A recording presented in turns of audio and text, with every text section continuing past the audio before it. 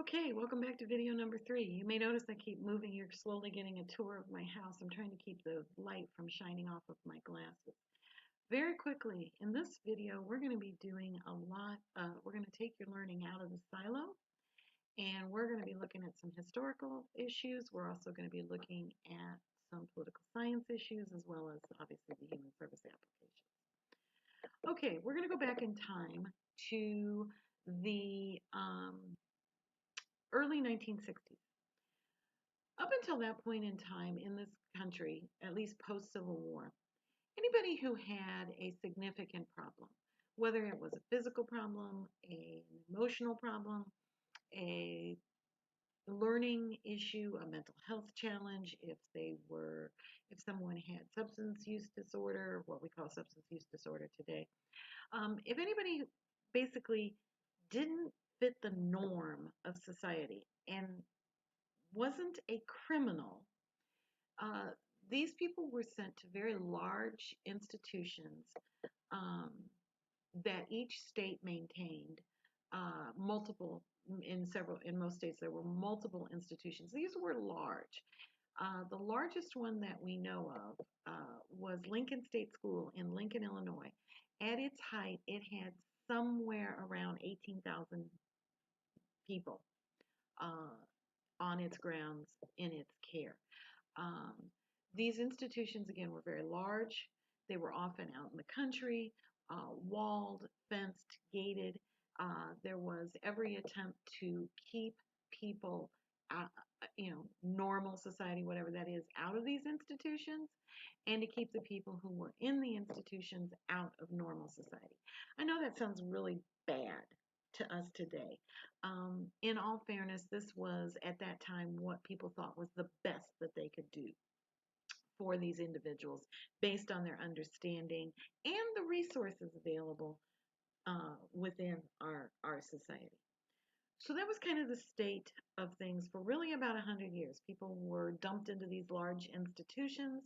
There was minimal diagnostic work.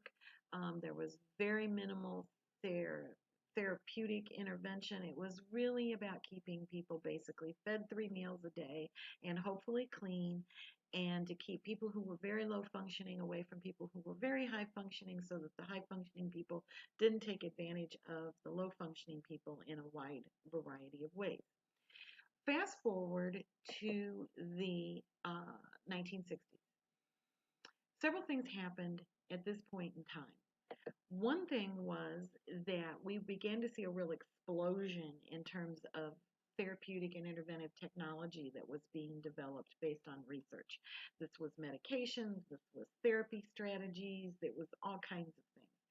Um, we also started to see a real push from families to either not put their loved ones in these institutions or to get them out of these institutions. So, if you know anything about government, because these institutions were all federally funded and state operated, if you know anything about government, government tends to move kind of slow. Um, but eventually, these governmental entities kind of caught up with the state of art science, as well as kind of what society was really starting to demand, and started the process of year by year reducing the size of these institutions. Now, again, human nature and government being what it is, you've got to motivate people often to make these kind of very large structural, infrastructural changes. And so, what the federal government said to the states was, if you don't reduce the population in these institutions by 10% every year, we're going to cut off all of your funding. Golden rule. Person with the gold makes the rules. It was a great carrot. The states really got busy in moving folks out of these large institutions.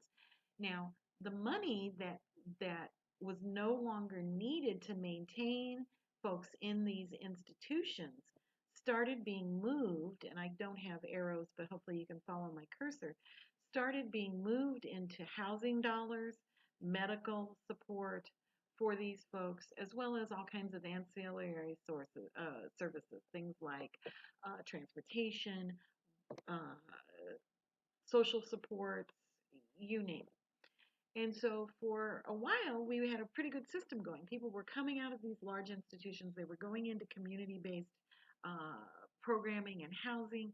They were starting to live much more normalized lives and being able to function at their highest level of independence and functional capability. Hold that thought, and we'll be back for video number 4.